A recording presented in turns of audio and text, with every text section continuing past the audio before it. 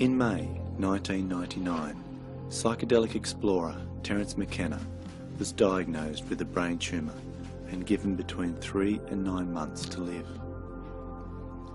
I contacted Terence by email and mentioned that I was making a documentary about shamans of the Amazon and asked if I could meet him and record an interview. Flying back home from the Amazon on December the 9th, 1999, just 4 months before he died, Terence gave me one of his last interviews at his home on the Big Island of Hawaii.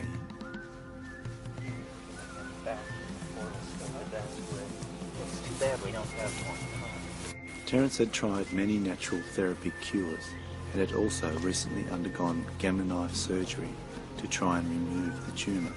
You've been here for a while? Oh, I finished the house about 2.5 years ago and was here about 2.5 years building it, so... Right. Yeah. Let me get Christy and...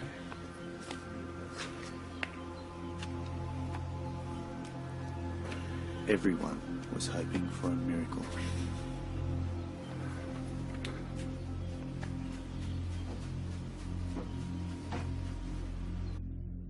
Why do you think governments, most governments in fact around the world, have banned ayahuasca and made most psychotropics illegal? Well, I think a social system is the product of a process of, you could call it social natural selection, that a civilization produces various religious ideas, political ideas. Some survive and some don't. And it's because the social system is applying selective pressure, saying universal medical care for all, we don't need that. Sexual flexibility among teenagers, well, we don't need that. So over time, a social system is built out of what is saved and what is thrown away. And so when you start putting drugs into a social system that actually promote unusual ideas, you're pushing the most important buttons that a society has, the buttons that shape what it believes about life and death and value and marriage and childbearing and all these things. And so that's very sensitive stuff and inevitably becomes a point of contention. And societies will arm wrestle over that, up to and including putting you away for 20 or 30 years for a half a gram of grass or something. The war on drugs that America's sort of pushing around the world, what do you think the effect is of that, and who's really behind it, do you think? Well, wasn't the struggle against communism a kind of struggle against ideas and who thinks what and who is permitted to believe that people should be paid more than $3.80 an hour for whatever labor they're asked to do and some of this other stuff. So capitalism, if it doesn't have enemies, it will create enemies. It will point out these people or these people. And so I think it's a thing like that, that it's a struggle to control the political agenda. And I'm not a Marxist, I don't have much patience with that, but I do think how Marxism has talked about the value of work and worth and the productivity of the masses and all that rhetoric carries right over into the so-called war on drugs, which is really a war against other people's values. It's a continuation of you know, the Holocaust and cultural genocide and all the other efforts made by the phenomenal success of capitalism to shove its agenda down other people's throats. What do you feel about the fact that people could be put in jail for 12 years for drinking this stuff? Well, it's a disturbing tendency. I mean, it means that at least the U.S. government has made a decision somewhere to push hard against this, which is always the first strategy. The first strategy is push hard against some trivial thing, cannabis or LSD or something like that. And then once defeated in that strategy. Then there is usually a period of negotiated, an effort to create some kind of negotiated settlement. And then once that fails, there's usually a squaring off, and the issue is minimalized and translated into something trivial, and we move on to the next great social issue. Crazy. It's crazy. What do you feel about the synthetic DMT and ayahuasca now being available? You know, do you think that the magic is lost when it's synthesized, and there's no real ritual aspect to the taking of ayahuasca? Well, it's not so much that the ritual is lost as that the people who are doing the making and the taking and the shaking may not really understand what they're getting into.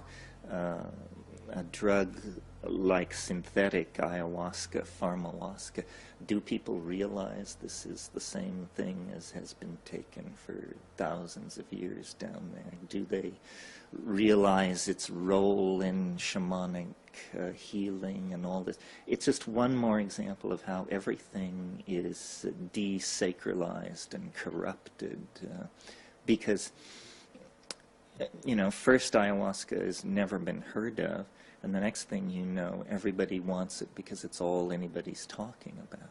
So it goes from this mystery to being a kind of a fad or a rage, and then it becomes an income source. And once it becomes an income source, it's a commodity like journalism, sex, aluminum, whatever is being peddled on the open market. I would prefer to see ayahuasca remain at the status, let's say, of peyote, in the, where the native peoples who are into it sort of keep the faith, understand how to make it, and talk about it. And when there's a question as to what it all means, then you go back to those native people and listen to their myth and all that. Mm.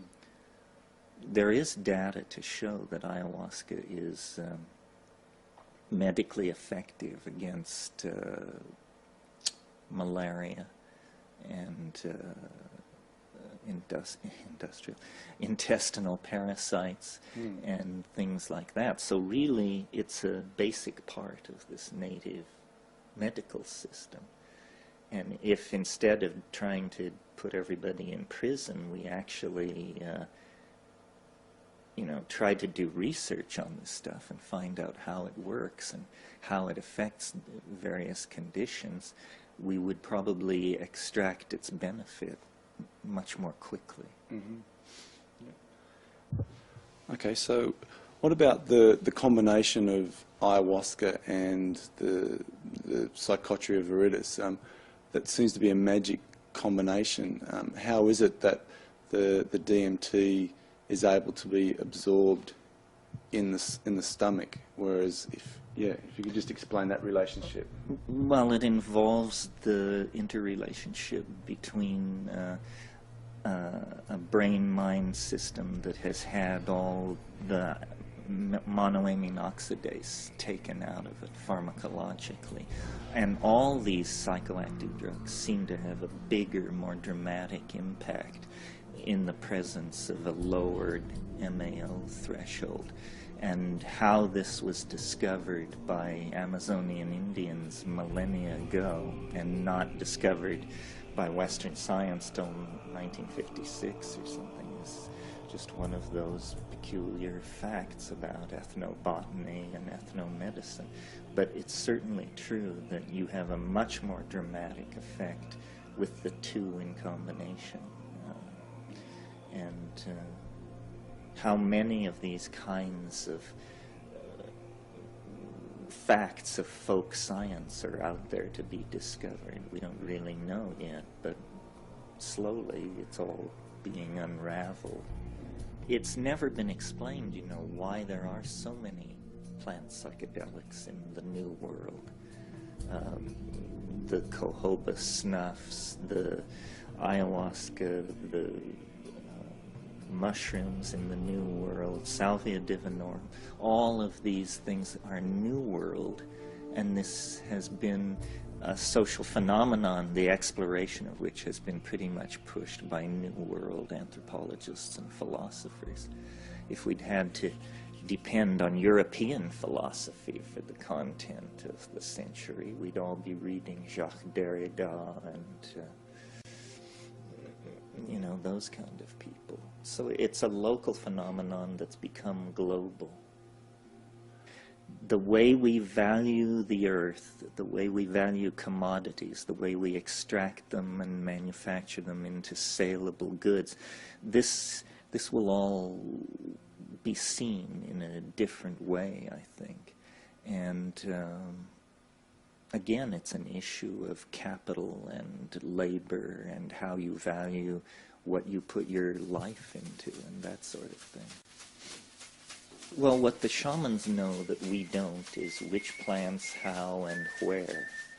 And it took a long time to figure this out. You know, they didn't invent the calculus. They didn't, you know, sailing vessels of great speed and power. None of that was pursued. What was pursued was these vegetable entities that can be coaxed out of the plant world. And the irony is that Europe, who set out, you know, in the 17th century to explore the world, to bring it Christian civilization, may have encountered phenomena and variants on civilization that will ultimately prove more powerful than what we were peddling.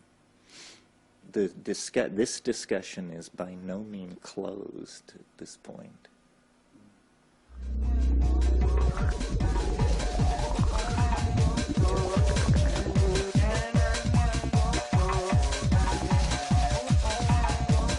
I thought I knew a lot about psychedelics before I encountered DMT, and it showed me that I knew virtually nothing. This is Salvia divinorum. Oh yeah, this is a great shot. Full flower. Oh, wow. Yeah, you rarely see it so dramatically in flower. It's this one. Yeah. Salvia divinorum, yeah. And what Purple flowers. are the effects of these? What part do you use? You use The the leaf. leaf, and it has a compound called alpha-salvinorin in it, and it's very easily grown in the right soil. Roll up 80 leaves and chew them. Yeah. And You it'll- just chew it. Chew it. And what's And the eat it, effect? and eat it as you're... That's Oh, how yeah. the Mazatecs do it. Oh, another. And what's the effect of it? Very Hallucinogenic, strange, psychedelic. very hard to describe, but Psychedelic. not really understood or known until 10 years ago or so. You know?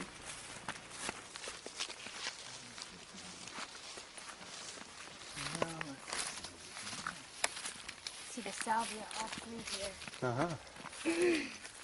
And what's the legal status of that? It's It's legal. completely legal. Amazingly enough. Well, let's see.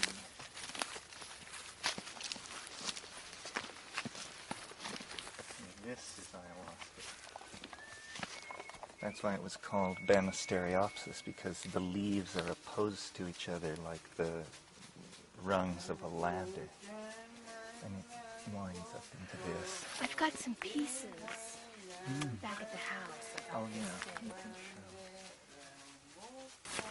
Now here, this vine going up so high, Oh, yeah. that's ayahuasca.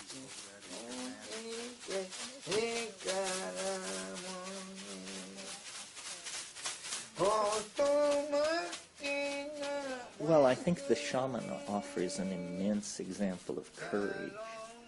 The shaman is not afraid of things which modern, postmodern people are afraid of, specifically madness, a kind of madness. People are afraid of drugs because they associate it with some kind of ultimate unhingement. as we gain shamans who can speak to us in our own vocabulary, this will fade away. This is, to some degree, the motivation for my career, is basically to say, to give people permission, to say, it's safe, it's scary, it's weird, but you're not going to end up in a straitjacket in some back ward. You'll live through this. It's no more terrifying than the world's largest roller coaster or one of those places. So permission is what I find people want from me. They want me to say, yes, I did it. It was very scary. I lived to tell the tale. Showed you there were more rabbits in the field than you thought, right? It's wondering how to explain it. I mean, I know it's nearly beyond explanation, but for you, what happens for you when you smoke DMT? I go to a place where language finds it very hard to pull over and look around. It's almost as though it takes you to a world that is not Englishable, and I suppose Germanable and so forth. But as a native speaker of English, that's what it looks to me like is happening. That the vehicle of language can only... Yeah, it breaks down, and no matter how you try and claw the air, it doesn't quite come over and give itself to you. So that's fascinating to me as a writer and a storyteller and someone with an interest in narrative and all that. The idea that there would be realities that you couldn't wrap a description around is fascinating, and it grows more fascinating as life moves along. It seems like a miracle, you know, an absolute miracle of some strange sort in the area of cognitive construction is taking place.